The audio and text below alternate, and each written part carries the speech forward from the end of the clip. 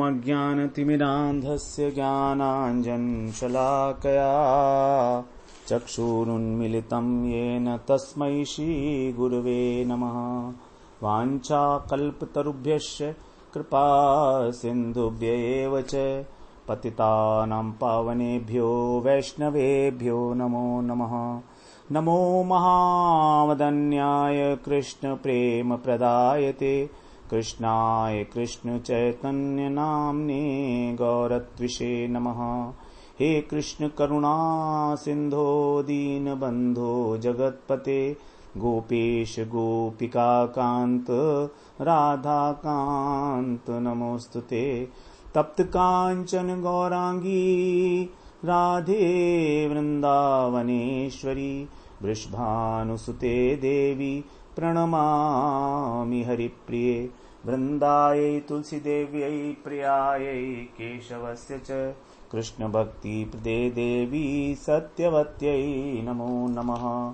श्रीकृष्ण चैतन्य प्रभो नित्यानंद श्री अद्वैत गदाधर शिवासादि गौरभक्त वृंद। हरे कृष्णा कृष्णा कृष्णा हरे हरे, हरे राम राम राम हरे हरे। हरे कृष्णा। सर्वप्रथम मैं अपने गुरुपाद पद्म ओम विष्णुपाद अष्टोत्तर शत श्री श्रीमद् भक्ति वेदांत माधव गोसाई महाराज के चरण कमलों में अनंत कोटि दंडवत प्रणाम ज्ञापन करता हूँ। हम लोग श्रीमद् भगवद गीता के 13वें अध्याय का श्रवण कर रहे हैं, जिसमें हमारा आज तृतीय प्रकरण प्रकृति पुरुष प्रकरण आरंभ होगा 19वें श्लोक से। इस प्रकरण में 19, 20, 21, 22, 23, 24, 25, 26 8 श्लोक हैं, 19 से लेकर 26 तक। तो हम लोग अब 19वां श्लोक श्रवण करते हैं। प्रकृतिम पुरुषम चैव विद्धि अनादि उभौ अपि विकारांश गुणांश्चैव विद्धि प्रकृति संभवान। तो पहले और दूसरे श्लोक में इस अध्याय के जिसे क्षेत्र और क्षेत्रज्ञ कहा, उसी को यहां पर अब विस्तार से प्रकृति और पुरुष कहकर उसका वर्णन किया जा रहा है।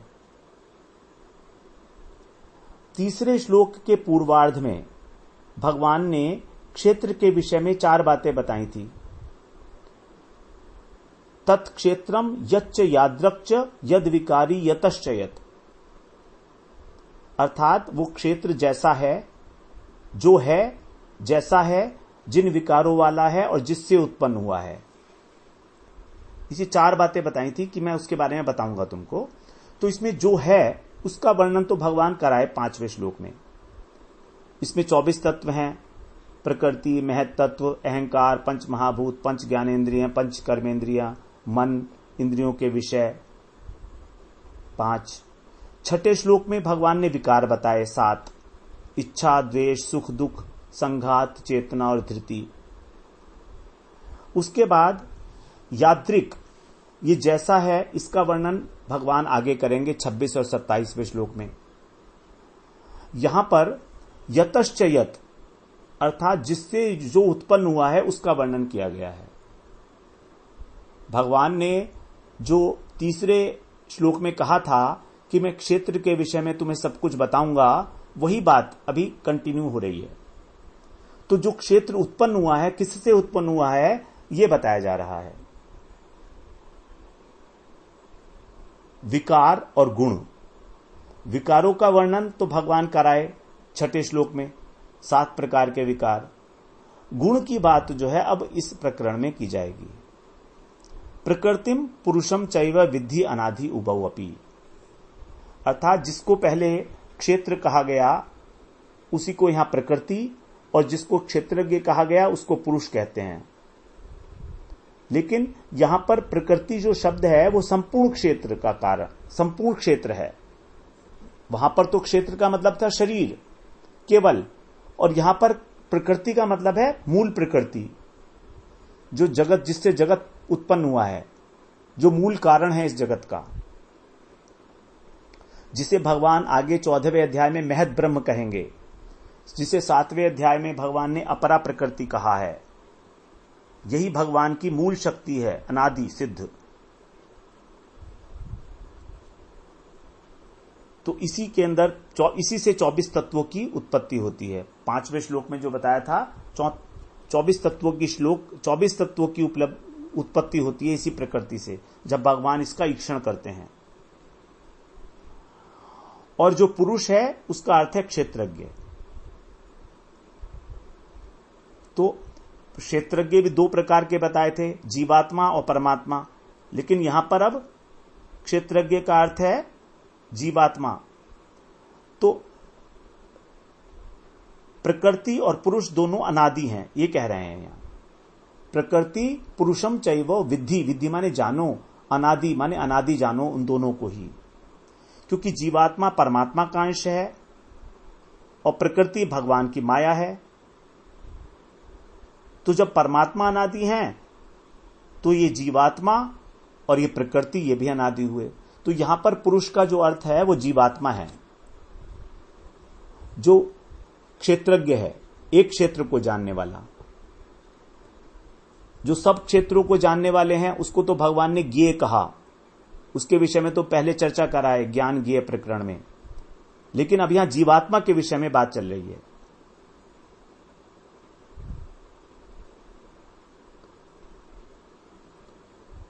तो जड़ प्रकृति जो है, प्रकृति जड़ है, उसके विषय में भगवान ने 7वें अध्याय में कहा था कि मेरी अपरा प्रकृति है। भूमिरापो नलो वायु खम मनो बुद्धि रेवच अहंकार इतियम में भिन्ना प्रकृति रष्ट था। और जीव को वहां पर परा प्रकृति कहा था। अपरे मितस्वन्याम प्रकृतिम विधि में पराम जीव भूताम महाबाहो ये यदम धारयते जगत। तो ये दोनों ही माया और जीव, प्रकृति और जीव, ये दोनों ही भगवान से संबंधित हैं, इसलिए अनादि हैं। इनका संबंध भी भगवान से अनादि है, संबंध होने पर भी भगवान से अलग हैं। इसलिए आगे यहां पर स्पष्ट किया कि शरीर के 7 विकार हैं, क्योंकि प्रकृति से उत्पन्न हुआ है, अर्थात प्रकृति के अंदर भी विकार हैं। तो प्रकृति तो विकारों वाली है, गुण वाली है, लेकिन पुरुष निर्विकार है। यहां कह रहे हैं विकारांश गुणांश विद्धि प्रकृति संभवान। प्रकृति से ही विकार और गुण उत्पन्न होते हैं, पुरुष से नहीं, क्योंकि पुरुष तो निर्विकार है। पुरुष का मतलब जीवात्मा। चैतन्य चरितामृत में बताया है जीवेर स्वरूप है कृष्णेर नित्यदास, कृष्णेर तटस्थ शक्ति भेदा भेद प्रकाश। कि जो पुरुष है अर्थात जो जीवात्मा है वो स्वभावतः स्वभावतः नहीं स्वरूपतः कृष्ण का नित्यदास है। कृष्ण की तटस्थ शक्ति ही अनंत जीवों के रूप में परिणित हो गई है। कृष्णेर स्वाभाविक 3 शक्ति परिणति, चित शक्ति, जीव शक्ति और माया शक्ति। तो कृष्ण की जो तटस्थ शक्ति है वही जीव शक्ति के रूप में परिणित हो गई है, अनंत जीवों के रूप में।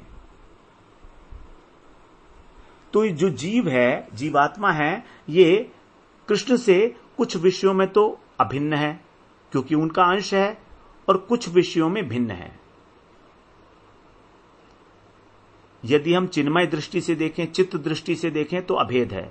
दोनों चिन्मय तत्व हैं, चेतन तत्व हैं, लेकिन कृष्ण पूर्ण चित्त है और जीव अणुचित है।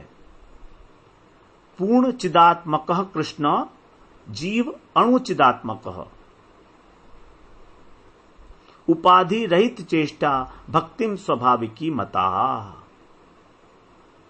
कृष्ण पूर्ण चित्त है और जीव अणुचित है, और जीव की जो उपाधि रहित चेष्टा है, बिना किसी उपाधि के जीव की जो स्वाभाविक प्रवृत्ति है वो है भगवान की भक्ति। अब इन दोनों में भिन्नता अधिक है और समानता केवल एक ही है। समानता क्या है कि दोनों चेतन वस्तु हैं, लेकिन पार्थक्य अनेक है। जैसे जीव माया का दास है और कृष्ण माया के पति हैं। मयाध्यक्षेण प्रकृति सूयते सचराचरम। जीव कारण नहीं है, लेकिन कृष्ण इस सृष्टि के कारण हैं। सृष्टि, स्थिति और प्रलय इसके कारण है, सर्व कारण कारणम। लेकिन जीवात्मा कारण नहीं है। जीव एक शरीर का ज्ञाता है और कृष्ण संपूर्ण क्षेत्रों के ज्ञाता हैं। सर्व क्षेत्रेषु, सारे क्षेत्रों के। जीव माया से बद्ध होने योग्य है, क्योंकि उसके अंदर भोक्ता बनने का इच्छा है, कामनाएं हैं, इसलिए माया से बद्ध हो सकता है। लेकिन कृष्ण माया से अतीत हैं, गुणातीत हैं। अब उदाहरण के लिए, जैसे सूर्य से किरणें निकलती हैं,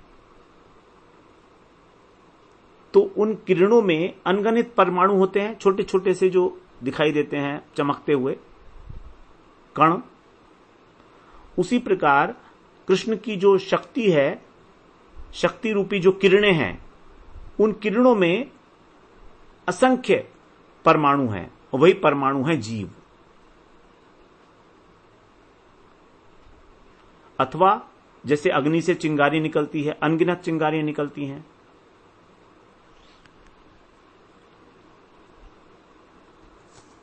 तो समझने के लिए शास्त्रों में ये दो उदाहरण दिए गए हैं। आंशिक रूप से ही दोनों चरितार्थ होते हैं। तो कृष्ण की एक ही स्वरूप शक्ति तीन प्रकार से कार्य करती है। चित्त शक्ति, तटस्था शक्ति और माया शक्ति। इसमें से जो भगवान की चित्त शक्ति है वो अंतरंगा शक्ति है। उसके अंदर जो भगवान की स्वरूप शक्ति है उसके 100% गुण वर्तमान है। और भगवान का जो चित्त जगत है, वैकुंठ, साकेत, गोलोक धाम, वो उसी चित्त शक्ति से प्रकाशित होता है। फिर भगवान की जो दूसरी शक्ति है उसको बोला जाता है तटस्था शक्ति अथवा जीव शक्ति। यहीं से अनेक प्रकार के जो जीव हैं वो प्रकाशित होते हैं। अनंत अनंत जीव, आत्मा, इसके अंदर स्वरूप शक्ति के आंशिक गुण हैं, आंशिक रूप में।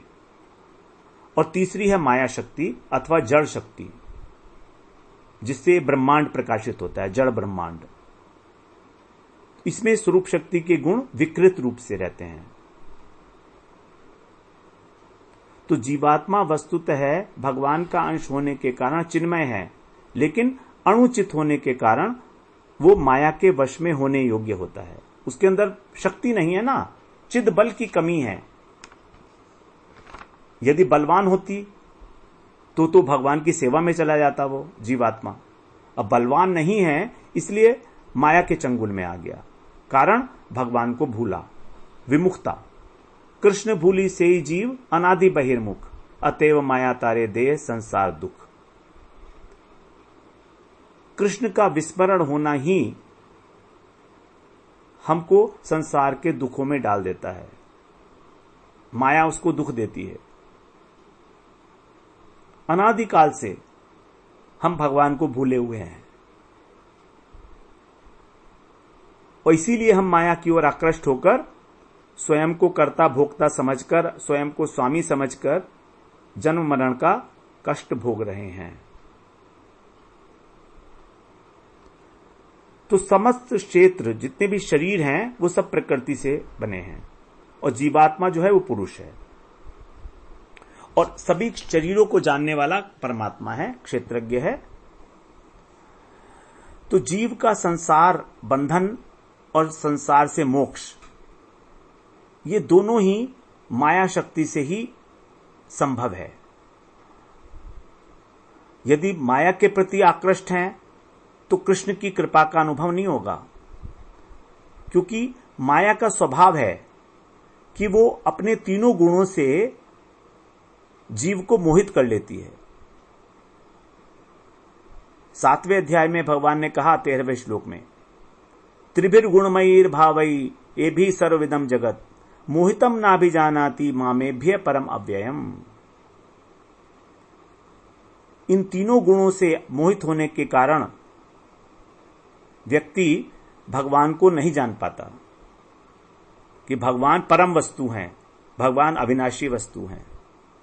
और ये सर्वम इदम ततम, सर्वम इदम जगत, सारे संसार में फैली हुई है माया। जैसे जादू का खेल देखने वाले को मोहित करता है, दिखाने वाले को मोहित नहीं करता। जादूगर कभी अपने जादू पर मोहित नहीं होता। तो माया स्वयं मोहित नहीं होती है, हमको मोहित करती है। कैसे? अपनी अविद्यावृत्ति के द्वारा। तो जादूगर के साथ जो जमूरा होता है, जिसने जादूगर की शरण ले रखी है, वो भी मोहित नहीं होता।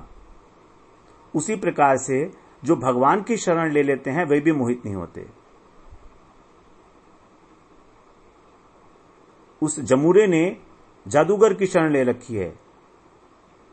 उसी प्रकार से जब जीव भगवान की शरण ले लेता है तो माया से मोहित नहीं हो सकता। मामेव ये प्रपद्यन्ते माया मेताम तरन्ति ते। माया तो भगवान की दासी है, भगवान की अध्यक्षता में काम करती है। तो जब हमने भगवान की शरण ले ली तो माया हमारा क्या बिगाड़ सकती है? तो जो दृश्यमान जगत है ये केवल जादू के खेल की भांति है। इस प्रकार से 6 तत्व यहां पर बताए गए। मुख्यतः 3 ही तत्व हैं, लेकिन 6 तत्व कौन कौन से हुए? ईश्वर, शुद्ध जीव और माया। ईश्वर और जीव का भेद, ईश्वर और जीव का अभेद, मायाबद्ध जीव का और माया का संबंध। मायाबद्ध जीव और माया का संबंध, क्योंकि माया का संबंध मायाबद्ध जीव से ही होता है, मुक्त जीव से नहीं होता है। अब यहां पर कहा है प्रकृतिम पुरुषम चैव विद्धि अनादि उभौ अपि। उभौ अपि, उभौ का मतलब है दोनों, प्रकृति और पुरुष, ये दोनों ही कैसे हैं? अनादि हैं।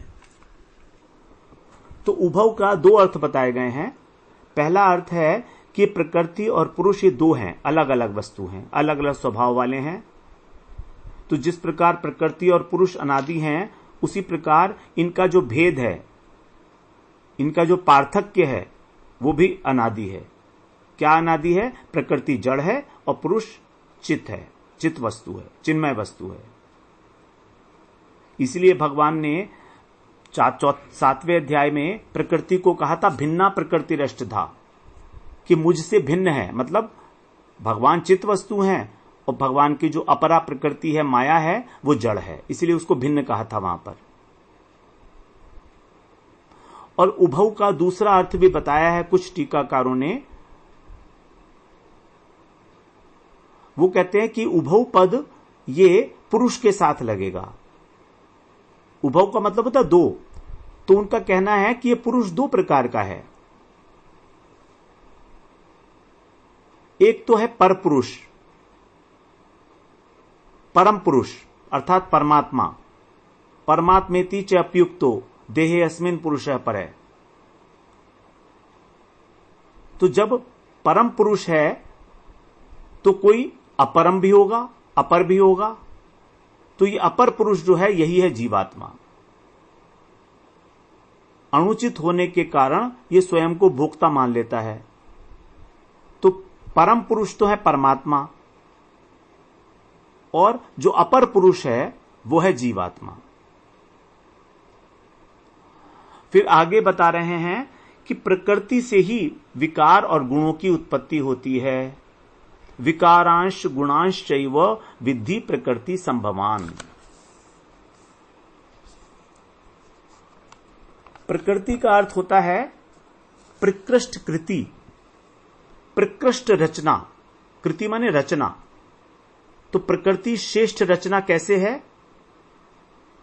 प्रकृष्ट का मतलब श्रेष्ठ। श्रेष्ठ रचना कैसे है? जैसे अनंत योनियों की रचना करते हैं ब्रह्मा जी, लेकिन उनको भी रचना करने के लिए कुछ मटेरियल चाहिए, रॉ मटेरियल चाहिए। रॉ मटेरियल क्या है? पंच महाभूत। उनको चाहिए कर्म रूपी निमित्त, कर्म के संस्कार, उनको चाहिए कर्ता। तो ब्रह्मा जी अपने संकल्प से 4 प्रकार के शरीरों की रचना करते हैं, स्थावर, तिर्यक, मनुष्य और देवता। स्थावर का मतलब पेड़ पौधे, तिर्यक का मतलब पशु पक्षी कीट पतंग, मनुष्य और देवता। लेकिन जो परमात्मा है, जो ब्रह्मा जी के भी पिता हैं, वे कैसे करते हैं रचना? वे केवल प्रकृति की ईक्षण करते हैं और उसी से 24 तत्वों की उत्पत्ति हो जाती है।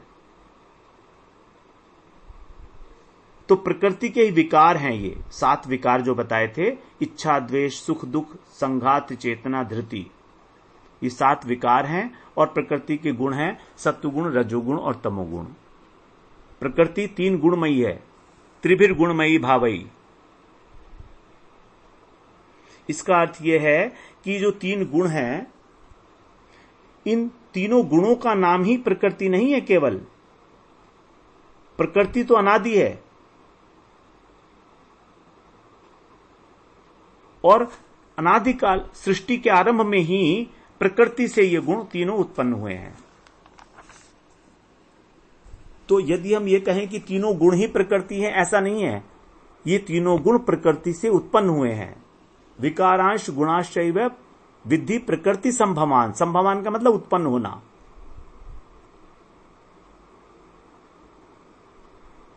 ग्यारहवें स्कंध में भागवत के 24वें अध्याय के 5वें श्लोक में भगवान कह रहे हैं उद्धव जी से, तमो रज सत्वमिति प्रकृतिरभवन् गुणा मया प्रक्षोभ्यमाणाया पुरुषानुमतेन च।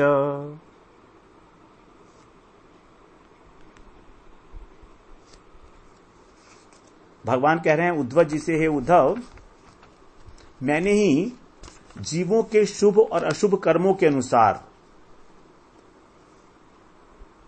प्रकृति को क्षुब्ध किया। प्रक्षोभ्य माणाया, मया माने मेरे द्वारा ही प्रकृति जीवों के शुभ और अशुभ कर्मों के अनुसार क्षोभित की गई, उसमें डिस्टर्बेंस पैदा हुआ। तब उससे 3 गुण उत्पन्न हुए, रज, सत्व, रज और तम। तमो रजः सत्वम इति प्रकृतिर अभवन गुणा। प्रकृति से उत्पन्न हुए ये तीनों गुण जब भगवान ने ईक्षण किया। तो यही बात स्पष्ट करने के लिए भगवान आगे 14वें अध्याय के 5वें श्लोक में भी यही बात बताएंगे। सत्वम रजस्तम इति गुणा प्रकृति संभवा,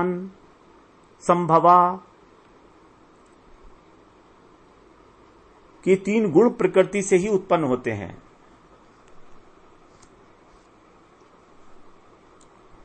इसके अतिरिक्त 3रे अध्याय में 5वें श्लोक में भी भगवान ने गुणों को प्रकृति से उत्पन्न बताया है। कार्यते ही अवश कर्म सर्व प्रकृति जय गुणैर।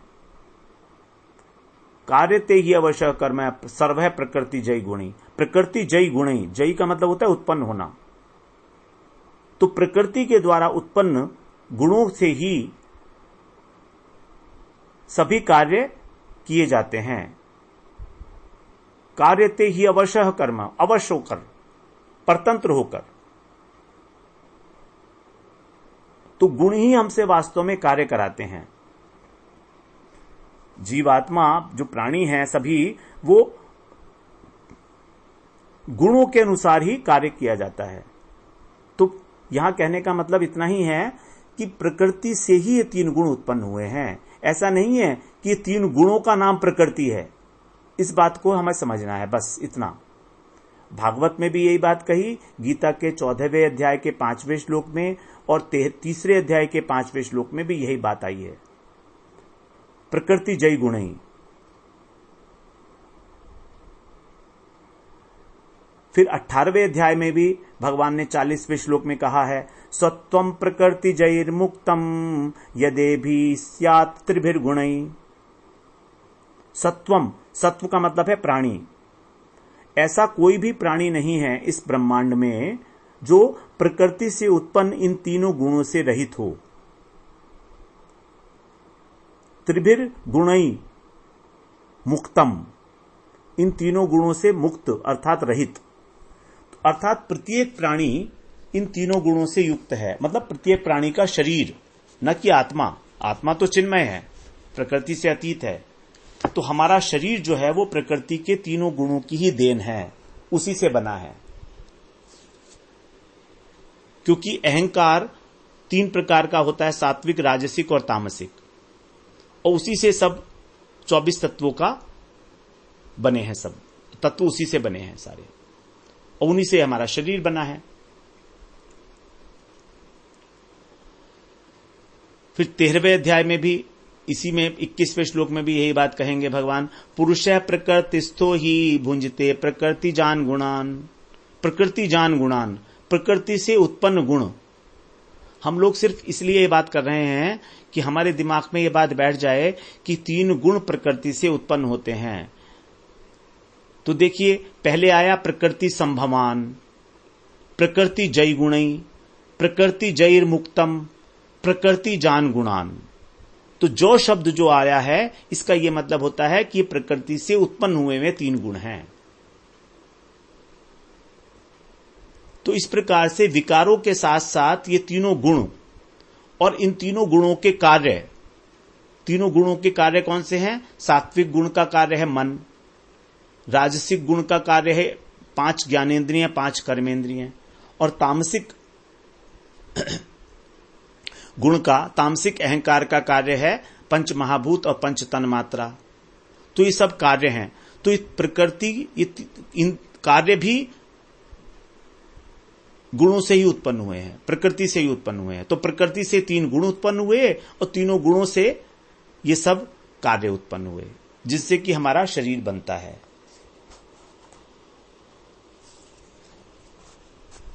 ये बात हमें समझ में तभी आएगी जब हम सृष्टि तत्व को एक बार टेबुलर फॉर्म में देख लेंगे। उसका जो चार्ट बना है, जब उसको रेफर करेंगे तो ये बात समझ में आ जाएगी बहुत आसानी के साथ।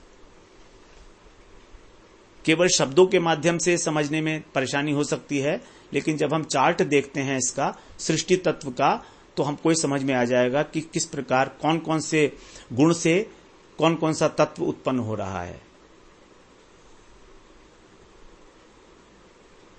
तो यहां पर बताया कि ये प्रकृति से उत्पन्न होते हैं गुण। इसका मतलब यह हुआ कि पुरुष में किसी प्रकार का कोई विकार और कोई गुण नहीं है। अगर पुरुष में भी विकार और गुण होते तो उसको भगवान यहां बताते या आगे बताते, लेकिन ऐसा भगवान ने नहीं बताया कहीं भी। प्रकृति और पुरुष दोनों अनादि तो हैं, लेकिन प्रकृति में विकार होता है, प्रकृति में गुण होते हैं, लेकिन पुरुष में ना कोई विकार है ना कोई गुण है। तो यहां पर जो विकार हैं, जो गुण हैं, उन सब में कार्य कारण भाव है। मतलब एक कारण है, फिर उसका कार्य है, फिर वो कारण बनता है, फिर उसका कार्य है। इस प्रकार से 7 विकार जो हैं उनका कारण भी गुण ही है। इच्छा, द्वेष, सुख, दुख, चेतना, ये सब अंतःकरण के विकार हैं। और संघात क्या है? शरीर, त्रिगुणात्मक तत्व का जो पुंजीभूत रूप है, कंसोलिडेटेड फॉर्म। और इसी के 2 रूप हैं संघात के। व्यष्टि रूप में ये हमारा शरीर जो दिखाई दे रहा है, और समष्टि रूप में ब्रह्मांड।